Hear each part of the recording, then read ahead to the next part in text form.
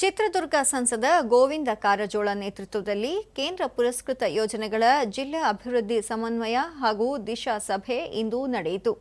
ಸಭೆಯಲ್ಲಿ ಶಾಸಕ ಕೆಸಿ ವೀರೇಂದ್ರ ಪಪ್ಪಿ, ವಿಧಾನ ಪರಿಷತ್ತಿನ ಸದಸ್ಯ ಕೆಎಸ್ ನವೀನ್, ಜಿಲ್ಲಾಧಿಕಾರಿ ಟಿ ವೆಂಕಟೇಶ್ ಸೇರಿದಂತೆ ಹಿರಿಯ ಅಧಿಕಾರಿಗಳು ಹಾಗೂ ಜನಪ್ರತಿನಿಧಿಗಳು ಉಪಸ್ಥಿತರಿದ್ದರು.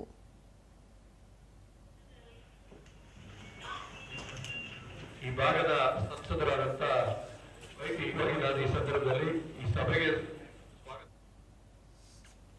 ದೂರದರ್ಶನದೊಂದಿಗೆ ಗೋವಿಂದ ಕಾರಜೋಳ ಚಿತ್ರದುರ್ಗ ಲೋಕಸಭಾ ಕ್ಷೇತ್ರದ ವ್ಯಾಪ್ತಿಯ 8 ವಿಧಾನಸಭಾ ಕ್ಷೇತ್ರಗಳ ಅಧಿಕಾರಿಗಳೊಂದಿಗೆ 2 ದಿನಗಳ ಕಾಲ ದಿಶಾ ಹಾಗೂ ಬ್ಯಾಂಕರ್ ಸಭೆಯನ್ನು ನಡೆಸಲಾಗಿದ್ದು, ಕೇಂದ್ರದ ಯೋಜನೆಗಳನ್ನು ನಿಗದಿತ ಅವಧಿಯೊಳಗೆ ಪೂರ್ಣಗೊಳಿಸುವಂತೆ ಅಧಿಕಾರಿಗಳಿಗೆ ಸೂಚಿಸಲಾಗಿದೆ ಎಂದು ತಿಳಿಸಿದರು. ಫಲಾನುಭವಿಗಳ ಏನು ಆಯ್ಕೆ ಆಗಿದ್ದಾರೆ ಅವ್ರಿಗೆ ಹಣ ಮಂಜೂರಾತಿ ಮತ್ತು ಬಿಡುಗಡೆ ಮಾಡ್ತಕ್ಕಂಥದ್ದಕ್ಕೂ ಕೂಡ ಇವತ್ತು ಸೂಚನೆಯನ್ನು ಕೊಟ್ಟಿದೆ.